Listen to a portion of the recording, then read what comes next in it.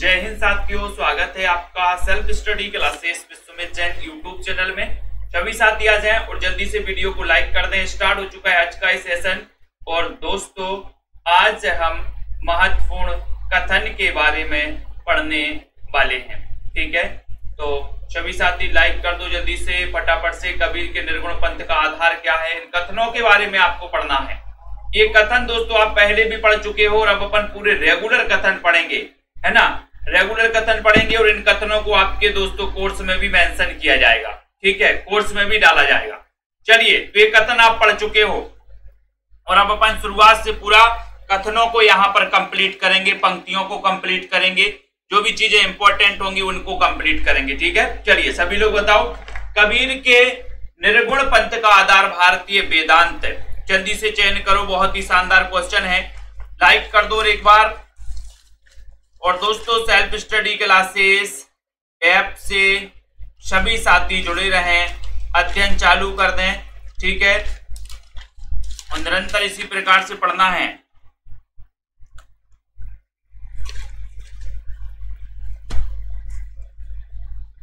ठीक है, सभी लोग बताइए जल्दी से। यहां पर कबीर के निर्गुण पंथ का आधार भारतीय वेदांत और सूफियों का प्रेम तत्व है। ये कथन किसका है? तो आपका पता है कि सर कबीर के निर्गुण पंथ का जो आधार है वो भारतीय वेदांत और सूफियों का प्रेम तत्व है। ये कथन दोस्तों माना जाता है किसका? रामचंद्र शुक्ल का। ये नंबर आपका बिल्कुल सही है, रामचंद्र शुक्ल। ठीक है, भूलना नहीं है। ये वीडियो पूरे के पूरे वीडियो दोस्तों ऐप में डाले जाएंगे। ठीक है, मौन भी अभिव्यंजना है, जितना तुम्हारा सच है उतना ही कहो। ये कथन किसका है? 2 नंबर का क्वेश्चन है। मौन भी अभिव्यंजना है। 2 नंबर के क्वेश्चन में आप क्या उत्तर लगाओगे? मौन। और मैं अगर आपसे पूछूंगी बताओ मौन कौन कौन रहता है? बोले सर अज्ञे। मौन कौन कौन रहता है? मौन कौन कौन रहता है? बोले सर अज्ञे। तो मौन भी अभिव्यंजना है, जितना तुम्हारा सच है उतना ही कहो। और मैं अगर आपसे कहूं कि तुम्हारा सच कितना है तो आप क्या बताओगे कि सर अज्ञे। पता नहीं कितना सच है और कितना झूठ है ना। तो ये भी अज्ञे है ना। तो ये कथन भी किसका हो जाएगा? अज्ञे जी का हो जाएगा। ये नंबर आपका बिल्कुल सही है। ठीक है, बहुत बढ़िया, बहुत अच्छे से पढ़ना। 1873 में हिंदी नई चाल में ढली, ये कथन किसका है? 3 नंबर का क्वेश्चन है, लाइक कर दो जल्दी से। 1873 में हिंदी नई चाल में ढली। कहां पर ढली? अमेरिका में ढली क्या? हिंदी नई चाल में ढली कहां पर? अमेरिका में या फिर दोस्तों भारत में? तो बोले सर हिंदी नई चाल में तो ढली है, लेकिन ये हिंदी नई चाल में ढली है कहां पर? भारत में। भारत में ढली है, तो ये कथन भी किसका हो जाएगा? भारतेंदु जी का हो जाएगा। डी नंबर आपका बिल्कुल सही है, डी नंबर। बहुत बढ़िया। अगला क्वेश्चन है, अंतःकरण की वृत्तियों का नाम कविता है। अंतःकरण की वृत्तियों का नाम कविता है, ये कथन किसका है? ये कथन बताना है। नामवार सिंह का है, रामनरेश त्रिपाठी जी का है, महावीर प्रसाद द्विवेदी का है, या फिर निराला का है। अब एक क्वेश्चन पूछा भी गया, अंतःकरण की वृत्तियों का नाम कविता है। सभी लोग बताएंगे, बहुत ही शानदार क्वेश्चन है। अंतःकरण की वृत्तियों का नाम कविता है। और यहां पर आपका शानदार क्वेश्चन जा रहा है कि सर अंतःकरण में तो हम महावीर का भजन करते हैं। महावीर अंतःकरण से करते हैं क्या? महावीर की पूजा, है ना। महावीर का प्रसाद हमने अंतःकरण से ग्रहण किया है। ठीक है, तो उसके बाद यहाँ पर आते हैं सा नंबर आपका सही है। सा नंबर अंतःकरण की वृत्तियों का नाम कविता है। राकेश जी, कथन और इंटरव्यू जो भी है वो आप उसमें पढ़ लेना, उसमें डले हैं। महावीर प्रसाद द्विवेदी, सी नंबर आपका बिल्कुल सही है। ठीक है, प्रगतिवाद समाजवाद की साहित्यिक अभिव्यक्ति, कथन किसका है? 5 नंबर का क्वेश्चन है। प्रगतिवाद समाजवाद की ही साहित्यिक अभिव्यक्ति है, ये कथन किसका है? 5 का उत्तर बताइए, जल्दी से बताना है। वीडियो को एक बार लाइक कर दो जल्दी से। 5 नंबर का शानदार क्वेश्चन है कि प्रगतिवाद समाजवाद की ही साहित्यिक अभिव्यक्ति है। ये कथन बताना है, किसका कथन है? इसको अपन को ट्रिक से याद करेंगे, इसको, है ना। कैसे याद करना ट्रिक से? डॉक्टर नगेंद्र का है, रामचंद्र शुक्ल का है, निराला का है, या फिर अज्ञे का है। यानी कि 5 नंबर का क्वेश्चन है। और 5 नंबर प्रगतिवाद समाजवाद की साहित्यिक अभिव्यक्ति है। तो आपको यहां पर उत्तर है 5 नंबर का, और सभी लोग बता रहे कि सर समाज में अगर प्रगति करना है, समाज में अगर प्रगति करना है तो क्या करना है? बोले सर नाग देवता को प्रसन्न करना है। नाग देवता को क्या करना? प्रसन्न करना। अगर प्रगति करना है तो नाग से मतलब समझते हो, आपके दुश्मन आपको घात ना पहुंचा पाए, ऐसी चीजों पर सतर्क रहना है। तो कहने का मतलब है कि प्रगति करना है अगर समाज में, है ना, तो नागों को प्रसन्न रखिए, है ना। नगेंद्र, डॉक्टर नगेंद्र का है कि प्रगतिवाद समाजवाद की ही साहित्यिक अभिव्यक्ति है। ठीक है, बहुत बढ़िया। अगला क्वेश्चन है, केवल प्रेम लक्षणा शक्ति का आधार ग्रहण करने के कारण कृष्ण भक्ति शाखा में अश्लील विलासिता की प्रवृत्ति जागृत हुई। ठीक है, तो यहाँ पर बताओ 6 नंबर ये कथन किसका है? दोस्तों शब्द शक्ति में आपको पढ़ाऊंगा इसके बाद, है ना। कथन पढ़ लो, एक आध दिन मौका मिलेगा शब्द शक्ति आपको पढ़ा देंगे। अभी केवल कथन पढ़ना है अपन को, कथन और पंक्तियां। ठीक है, तो केवल प्रेम लक्षणा शक्ति का आधार ग्रहण करने के कारण कृष्ण भक्ति शाखा में अश्लील विलासिता की प्रवृत्ति जागृत हुई है। ये कथन किसका है? 6 नंबर का बहुत ही शानदार कथन है, और एक कथन है रामचंद्र शुक्ल का। रामचंद्र शुक्ल का कथन है कि केवल प्रेम लक्षणा शक्ति का आधार ग्रहण करने के कारण कृष्ण भक्ति शाखा में अश्लील विलासिता की प्रवृत्ति जागृत हुई है। ये कथन कौन कहेगा? रामचंद्र शुक्ल कहेंगे। अगला क्वेश्चन है तार सप्तक। तार सप्तक के कवियों को राहों का अन्वेषी किसने कहा है? तो और बताइए, तार सप्तक के कवियों को राहों का अन्वेषी किसने कहा है? एक भी क्लास मिस नहीं करना किसी भी साथियों को। ठीक है, ये कथन आना ही चाहिए, और आपको मैं अभी तीसरी बार ये कथन पढ़ा रहा हूं, आपको तीसरी बार, है ना। तो तार सप्तक के कवियों को राहों का अन्वेषी किसने कहा है और कौन से सप्तक में कहा है? तो आपको पता है यहाँ पर कि राहों का अन्वेषी अज्ञे जी ने। बोले सर पता नहीं राहों के अन्वेषी कौन कौन है? अज्ञे। मैंने कहा राहों का अन्वेषी कौन कौन है? बोले सर अज्ञे। पता नहीं राहों का अन्वेषी कौन कौन है? अज्ञे। तो अज्ञे ने कहा राहों का अन्वेषी, है ना। और किसकी भूमिका में कहा है? ये कहा है तार सप्तक की भूमिका में। तो आपका उत्तर डी नंबर बिल्कुल सही है, राइट है। प्रगतिवाद साम्यवाद का पोषक है और पूंजीवाद का शत्रु है। ये कथन किसका है? जल्दी से बताइए, फटाक से बताइए, बहुत ही शानदार। प्रगतिवाद साम्यवाद का पोषक है और पूंजीवाद का शत्रु की बात आई है। 8 नंबर का क्वेश्चन है, और शत्रु के बारे में मैंने आपको कई बार बताया है। कई लोग क्या करते हैं, जल्दी से बताइए फटाक से। कई लोग नांग को क्या समझते हैं? शत्रु समझते हैं। शत्रु काय को? नांग को। यहां पर याद रख लेना, पूंजीवाद का शत्रु कौन? नांग। डॉक्टर नगेंद्र, सी नंबर आपका यहां पर बिल्कुल सही आंसर है। ठीक है, छायावाद व्यक्तिवाद की कविता है जिसका आरंभ व्यक्ति के महत्व को स्वीकार करवाने से हुआ है। ये कथन किसका? व्यक्ति के महत्व को। 9 नंबर का क्वेश्चन है। 9 नंबर के क्वेश्चन में सभी लोग बताइए, व्यक्तिवाद की कविता है। व्यक्तिवाद, है ना। बोले सर व्यक्तिवाद, तो व्यक्तिवाद आपका क्या हो जाएगा यहाँ पर? व्यक्ति। बोले सर व्यक्ति का तो कुछ ना कुछ नाम जरूर होगा, है ना, जिसका आरंभ व्यक्ति के महत्व को स्वीकार करवाने से हुआ है। तो व्यक्ति के महत्व को और व्यक्तिवाद, तो यहां पर अपन को याद रख लेना है व्यक्ति। तो व्यक्ति का क्या होगा? बोले सर व्यक्ति की बात हो रही तो व्यक्ति का तो कोई ना कोई नाम जरूर होगा। नामवार से का कथन है, नामवार से।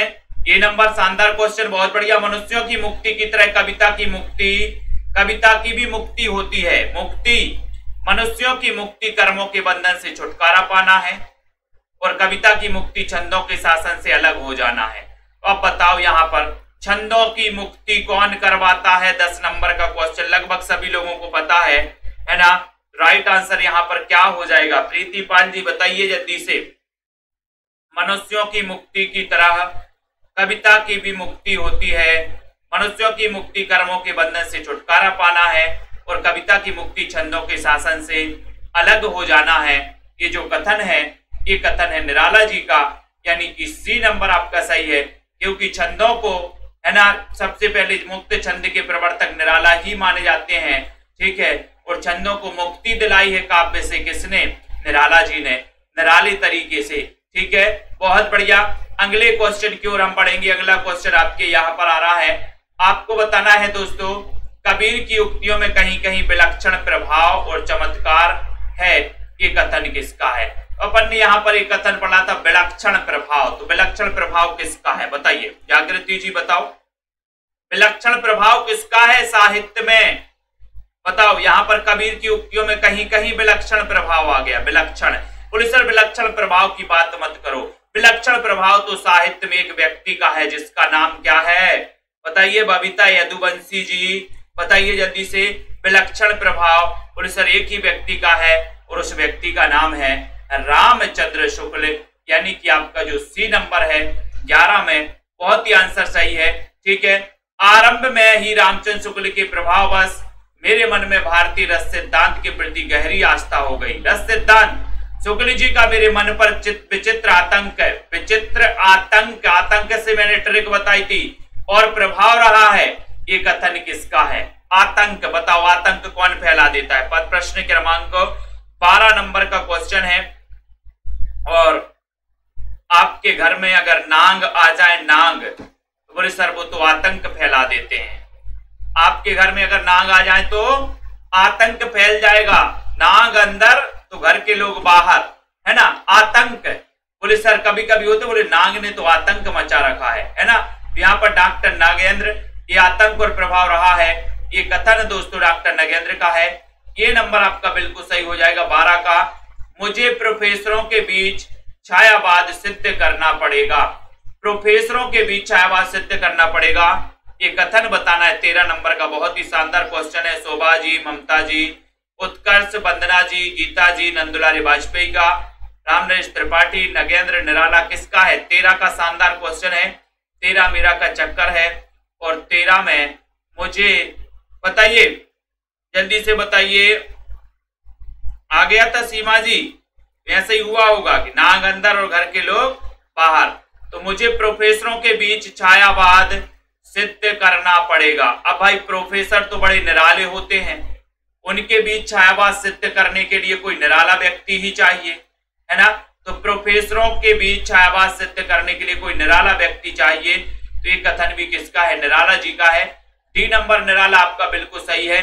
छायावाद एक विशाल सांस्कृतिक चेतना का परिणाम था जिसमें कवियों की भीतरी आकुलता ने ही नवीन भाषा शैली में अपने को अभिव्यक्त किया। ये कथन बताना है। बहुत ही बढ़िया कथन है दोस्तों, जल्दी से बताओ, फटाक से बताइए जल्दी से। ये कथन है आपकी स्क्रीन पर है कि छायावाद एक विशाल सांस्कृतिक चेतना का परिणाम था जिसमें कवियों की भीतरी आकुलता ने ही नवीन शैली में अपने को अभिव्यक्त किया है। 14 नंबर का क्वेश्चन है और 14 नंबर के क्वेश्चन में सभी लोगों का आंसर जा रहा है। ये कथन किसका है? ये कथन बताना है। अब यहां पर बात आई विशाल सांस्कृतिक चेतना। विशाल सांस्कृतिक चेतना का परिणाम था छायावाद। विशाल सांस्कृतिक चेतना मतलब समझ रहे हो कि हजारों सांस्कृतिक चेतनाएं, विशाल है ना? तो विशाल से क्या हो जाएगा? हजारों, तो हजारी प्रसाद द्विवेदी। बी नंबर आपका सही है। अगला क्वेश्चन है कि कबीर की अपेक्षा खुसरो का ध्यान बोलचाल की भाषा की ओर अधिक था। ये कथन किसका है? कबीर की अपेक्षा खुसरो का ध्यान बोलचाल की भाषा की ओर अधिक था। ये कथन किसका है? रामचंद्र शुक्ल का। नामवार से महावीर प्रसाद द्विवेदी, हजारी प्रसाद द्विवेदी। 15 नंबर का बहुत ही शानदार क्वेश्चन है। कबीर की अपेक्षा जल्दी से आती है सिप्रा जी, 36 वाली क्लास भी आती है। कबीर की अपेक्षा खुसरो का ध्यान बोलचाल की भाषा की ओर अधिक था। ये कथन बताना है। 15 नंबर का क्वेश्चन है। और तो ये अपन को पता ही है कि सर कबीर की अपेक्षा खुसरो का ध्यान बोलचाल की भाषा की ओर अधिक था। ये कथन तो कौन कहेंगे? रामचंद्र शुक्ल ही कहेंगे। ये नंबर आपका बिल्कुल सही है। ये नंबर प्रैक्टिस करना है दोस्तों ऐसे कथनों की। स्वतंत्र मूल्य होने पर भी सौंदर्य सत्ता निरपेक्ष नहीं है। सौंदर्य की सत्ता निरपेक्ष नहीं है। वह जीवन के अन्य बृहत्तर मूल्यों के साथ पुरुषार्थ, आध्यात्मिक तथा नैतिक सामाजिक मूल्यों के साथ अनिवार्य रूप से संबंध है। ये कथन किसका है? 16 नंबर का क्वेश्चन है। 16 नंबर के क्वेश्चन में आपको बताना है, सभी लोग बताएंगे। स्वतंत्र सौंदर्य की सत्ता निरपेक्ष नहीं है ना, सौंदर्य की सत्ता निरपेक्ष नहीं है, ठीक है। तो यहां पर स्वतंत्र आया, स्वतंत्र, और नांग कैसा होता है, बोले सर नांग होता है स्वतंत्र, है ना, नांग स्वतंत्र होता है, ठीक है, जहां चाहे घूम सकता है, किसी के घर में भी घुस सकता है, बाहर भी आ सकता है। तो नांग कैसा होता है, स्वतंत्र। तो स्वतंत्र मूल्य होने पर भी सौंदर्य की सत्ता निरपेक्ष नहीं है, कथन है डॉक्टर नगेंद्र का। सी नंबर आपका बिल्कुल सही है, बहुत बढ़िया। बच्चन और दिनकर दोनों प्रतिद्वंदी कवि हैं। बच्चन की भाषा दिनकर से जोरदार है, दिनकर की भाव बच्चन से अधिक उन्मादक सारवान और दोस्तों सामयिक हैं। दोनों में जो एक दूसरे को ग्रहण कर लेगा वह हिंदी कविता के वर्तमान और अगले युग का नेता होगा, नेता। तो यहाँ पर 17 नंबर का क्वेश्चन है। 17 नंबर के क्वेश्चन में सभी लोग बताएंगे, तो बताओ बच्चन और दिनकर, है ना, बच्चन और दिनकर। तो बोले सर बच्चन और दिनकर, है ना। बच्चे ने दिन में त्रिपाठ पढ़े, कितने पाठ पढ़े, त्रिपाठ पढ़े, बच्चन और दिनकर।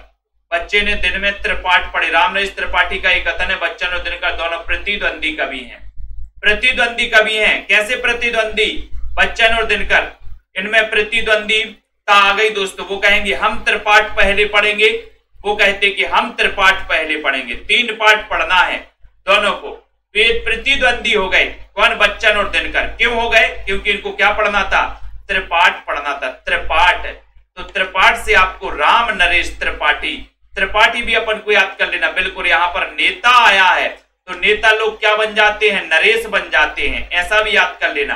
नरेश कौन बनेगा, बोले जो नेता होगा, नेता, ठीक है। तो ऐसे भी याद करोगे। आ नंबर आपका बिल्कुल सही है। यहाँ एक ऐसा दल है जो उच्च शिक्षित दल है, शायद सोशलिस्ट भी है। ये उच्च शिक्षित जन कुछ लिखते भी हैं, इसमें मुझे संशय है, शायद इसलिए लिखने का एक नया आविष्कार इन्होंने किया। ये कथन किसका है, 18 नंबर का क्वेश्चन है। उच्च शिक्षित दल, उच्च शिक्षित दल, जल्दी से बताइए, जल्दी फटाफट से।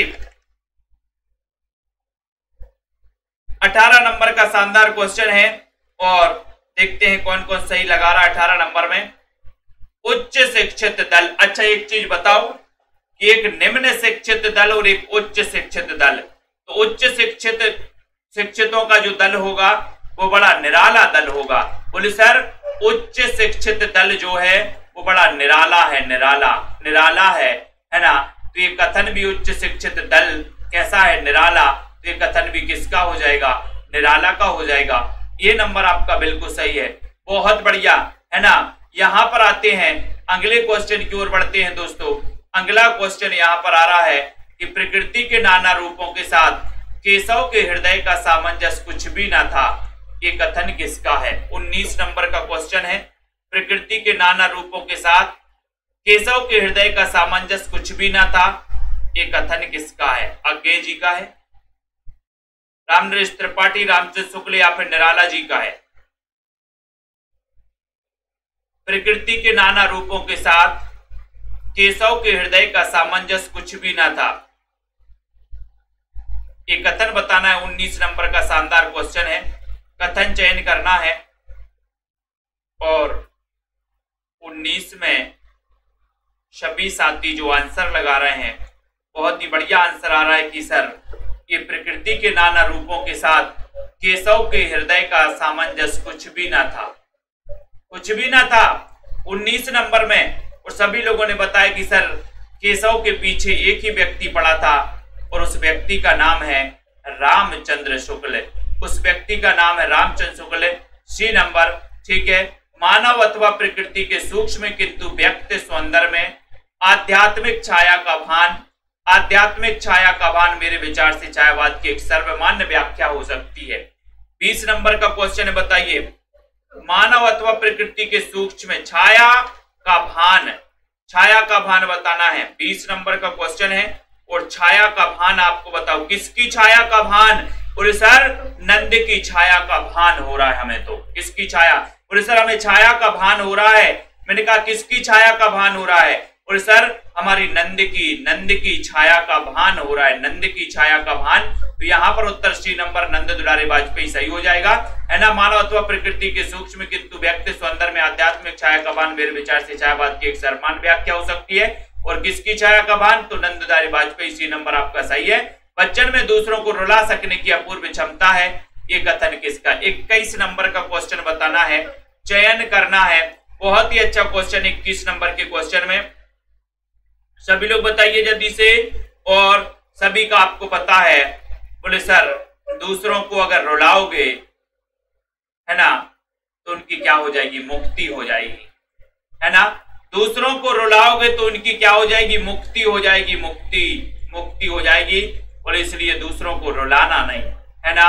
और दूसरों को रुलाओगे बच्चन में दूसरों को रुला सकने की, तो दूसरों को रुलाओगे तो मुक्ति हो जाएगी, मुक्ति हो जाएगी।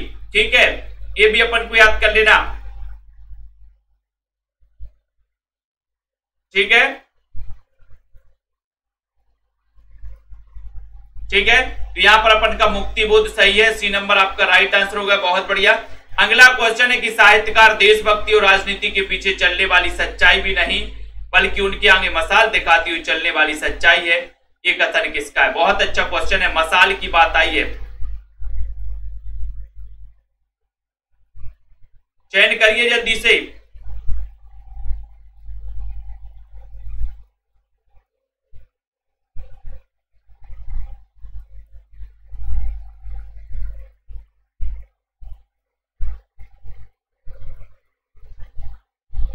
साहित्यकार देशभक्ति और राजनीति के पीछे चलने वाली सच्चाई भी नहीं बल्कि उनके आगे मसाल दिखाती हुए, 22 नंबर का क्वेश्चन है।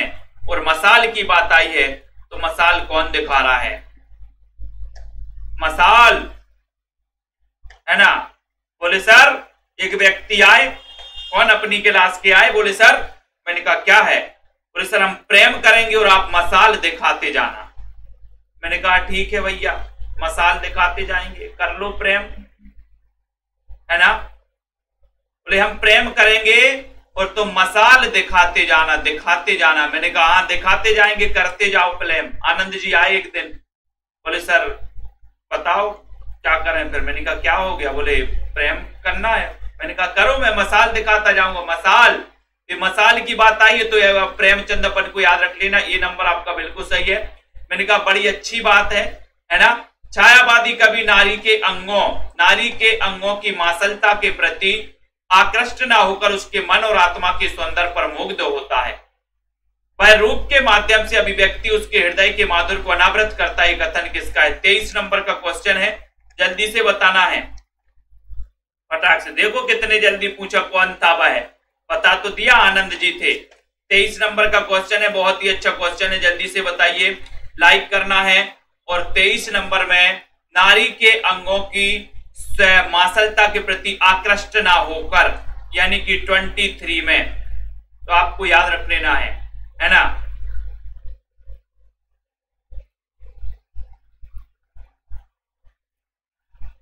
ठीक है, यहां पर अपना उत्तर हो जाएगा ये डॉक्टर नगेंद्र, है ना। यहां पर नारी के अंगों की मासलता के प्रति आकृष्ट ना होकर उसके मन और आत्मा के सौंदर्य पर मुग्ध होता है, कौन, छायावादी कवि। बोले नारी के अंगों की मासलता के प्रति आकृष्ट नहीं होना, नहीं तो नांग आ जाएगा, नांग आ जाएगा। क्या आ जाएगा, नांग। तो ये डर था छायावादी कवियों को कि हमें नारी के बारे में नहीं लिखना है ज्यादा, ये डर था। बोले नारी के अंगों की मासलता के प्रति आकृष्ट नहीं होना है, नहीं तो कौन आ जाएगा, नांग आ जाएगा, नांग। तो नांग अपन को याद कर लेना है, ठीक है। उसके बाद यहाँ पर आध्यात्मिक रंग के चश्मे, देखो चश्मे अपन को याद रख लेना। चश्मा की बात आई है, तो आपको पता है रामचंद्र शुक्ल कोई भी रचना लिखता था तो रामचंद्र शुक्ल ऐसे चश्मा निकाल के देखते थे। चश्मे की बात आई, मतलब क्या उत्तर लगाओगे। 24 नंबर का क्वेश्चन है, सभी लोग बताइए। 24 नंबर में कथन याद करना है, और अगर कथन आपने गड़बड़ किए तो समझो कि आप गड़बड़ हो जाओगे। बताओ जल्दी से, कथन में चयन करिए। और 24 नंबर का उत्तर जा रहा है कि सर यहां पर अपना उत्तर हो जाएगा रामचंद्र शुक्ल। डी नंबर आपका बिल्कुल सही है। कविता द्वारा असंभव को भी संभव किया जा सकता है, असंभव को भी संभव किया जा सकता है। जल्दी से। रिंकू जी गिर गए हैं, गिर गए हो तो कोई बात नहीं, उठ जाओ, है ना। धान काटो, अभी हम भी जाएंगे धान काटने, दिवाली की छुट्टी रहेगी, 1-2 दिन धान हम भी काटेंगे भैया, है ना। कविता द्वारा असंभव को भी संभव किया जा सकता है, कथन किसका है? जल्दी से बताइए फटाक से। 25 नंबर का क्वेश्चन है। और असंभव को भी संभव किया जा सकता है कविता द्वारा। और सर कविता द्वारा तो असंभव को संभव किया जा सकता है, लेकिन अगर महावीर का प्रसाद भी मिल जाए तो असंभव को भी संभव किया जा सकता है। महावीर का प्रसाद मिल जाए तो असंभव को भी संभव किया जा सकता है, संभव को संभव। महावीर प्रसाद द्विवेदी, सी नंबर आपका बिल्कुल सही है, ठीक है। प्रगतिशील कविता वास्तव में छायावाद की ही एक धारा है। दोनों स्वरों में जागरण का उदात्त संदेश मिलता है, एक में मानवीय जागरण का, दूसरे में लोक जागरण का। ये कथन किसका है? जल्दी से बताइए, फटाक से बताओ। हाँ हमसे बनता है काटते, मैंने सब काटा है, धान भी काटी है, सब काटा, गेहूं भी काटा है। 26 नंबर का क्वेश्चन है, जल्दी से बताइए। 26 में प्रगतिशील कविता वास्तव में छायावाद की ही एक धारा है। दोनों स्वरों में जागरण का उदात्त संदेश मिलता है, एक में मानवीय जागरण का, दूसरे में लोक जागरण का। ये कथन बताना है, ये कथन किसका है? ये कथन लोक जागरण 26 नंबर के क्वेश्चन में। और आपका उत्तर है कि सर लोक जागरण किया है हमने। मैंने कहा किसके साथ? बोले सर सुमित्रों के साथ मिलकर हमने मानवीय जागरण भी करवाया है, लोक जागरण भी किया है। लोक जागरण, है ना, किसके साथ? सुमित्रों के साथ मिलकर हमने मानवीय जागरण और लोक जागरण की पहल। तो मानवीय जागरण और लोक जागरण अपन को याद कर लेना, ठीक है। उसके बाद सूरदास ने भगवान के प्रति अनन्यगामी एकांत प्रेम को व्यक्त किया है, अनन्यगामी एकांत प्रेम को, ठीक है। इसी अनन्यगामी प्रेम भाव को भक्ति कहते हैं। आत्मसमर्पण द्वारा इस भक्त इस अनन्यगामी प्रेम को पाता है। ये 27 नंबर का क्वेश्चन है, जल्दी से बताइए।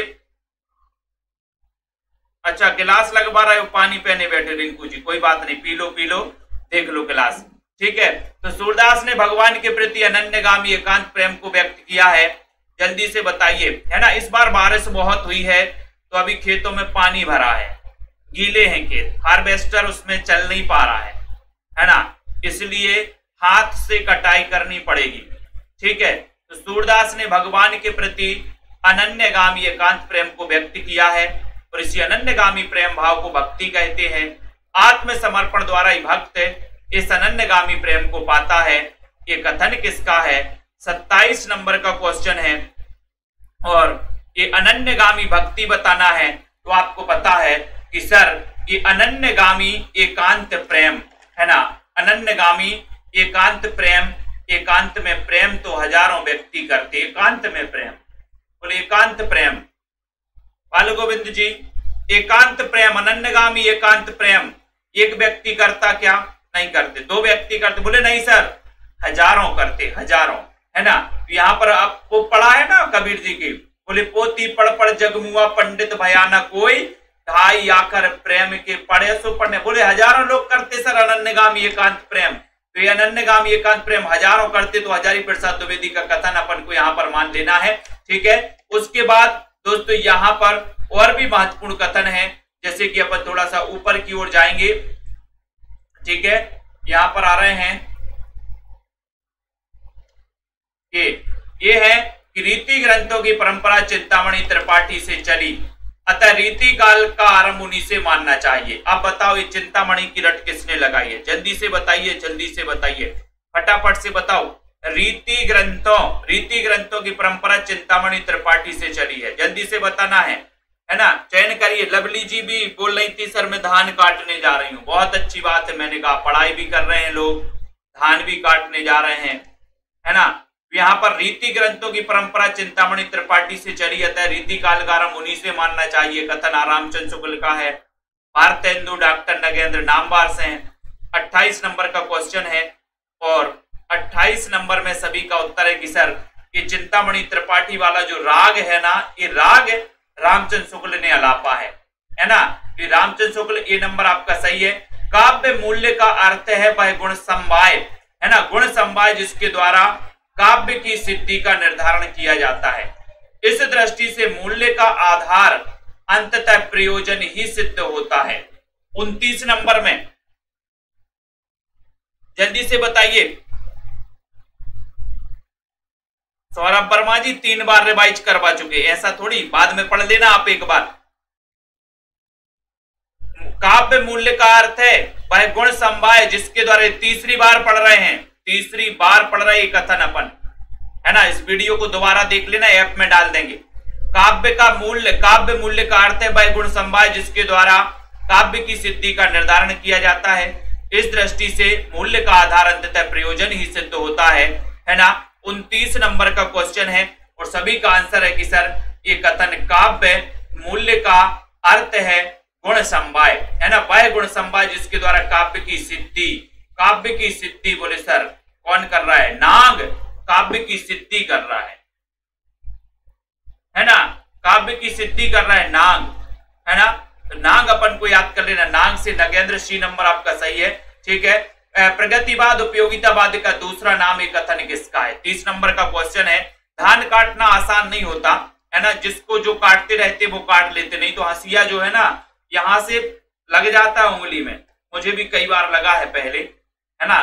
तो जो काटते रहते हैं वो काट लेते हैं, बाकी नए लोगों को थोड़ी सी दिक्कत होती है 1-2-4 दिन, फिर बाद में काटने लगते हैं, कोई बड़ी बात नहीं है। प्रगतिवाद उपयोगितावाद का दूसरा नाम है। एक कथन 30 नंबर का क्वेश्चन है, जल्दी से बताओ। प्रगतिवाद उपयोगितावाद 30 नंबर का क्वेश्चन है और 30 में ये तो पता ही है कि सर प्रगति करना तो उपयोगिता समझो। किसकी प्रगति करना है? तो उपयोगिता समझो, उपयोगिता समझो, नंद की उपयोगिता समझो, प्रगति करना है। तो प्रगति से आपका यहां पर आपका डी नंबर बिल्कुल सही है। बिल्कुल सबके यहाँ नया चावल भिजवा देना भैया, रिंकू जी अपने सभी ग्रुप वालों के यहाँ पार्सल करवा दो 2-2 किलो, ठीक है। तो यहां पर अपन को याद करना है साहित्य जनसमूह के हृदय का विकास एक कथन किसका? 31 नंबर का क्वेश्चन है। साहित्य जनसमूह के हृदय का विकास है, ये कथन बताना है। बहुत अच्छा क्वेश्चन 31 नंबर का, ठीक है। रामचंद्र शुक्ल हैं, प्रेमचंद है, नंदुलारी वाजपेयी, बालकृष्ण भट्ट है। साहित्य जनसमूह के हृदय का विकास है, कथन बताना है। 31 नंबर का शानदार क्वेश्चन है 31 नंबर में। और साहित्य बोले सर जनसमूह है ना। आजकल जनसमूह के बाल बहुत क्या हो रहा है? बाल बोले सर ये चिंता आपने देखी होगी, जनसमूह के बाल बहुत झड़ रहे हैं। झड़ रहे कि नहीं जनसमूह के बाल? अपने ग्रुप में देखो, जिससे भी पूछ लो बाल झड़ रहा है, बोले सर हाँ झड़ रहे। कोई दवाई है क्या? तो जनसमूह के बाल बहुत झड़ रहे हैं, साहित्य जनसमूह। तो बालकृष्ण भट्ट का एक कथन है साहित्य जनसमूह के हृदय का विकास है।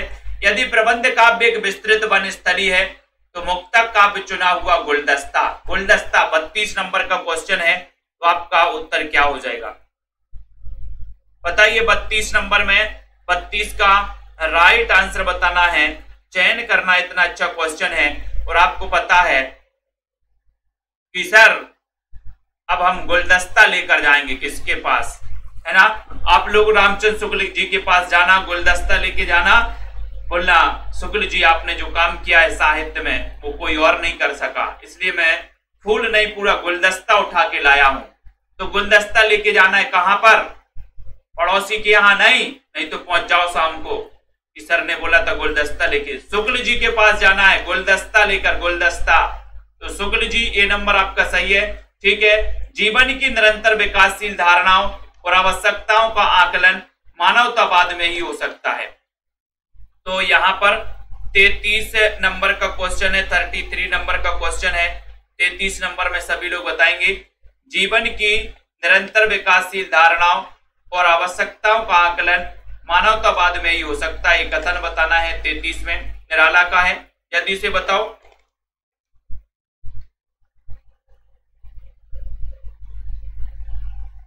मुनीश वर्मा जी ध्यान से किया करो थोड़ा सा, है ना।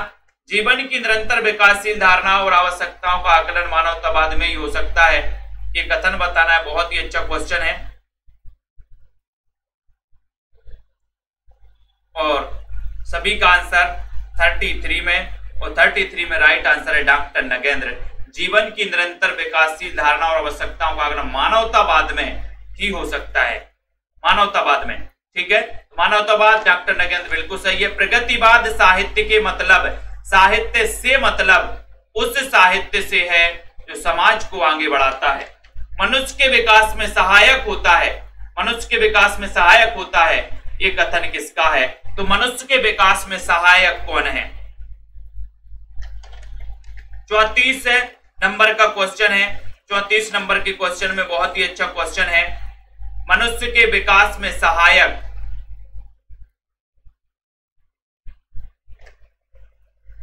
तो ये भी अपन को याद कर लेना है कि सर प्रगति साहित्य से मतलब उस साहित्य से है। ये प्रगतिवाद की बात हो रही, प्रगतिवाद की बात।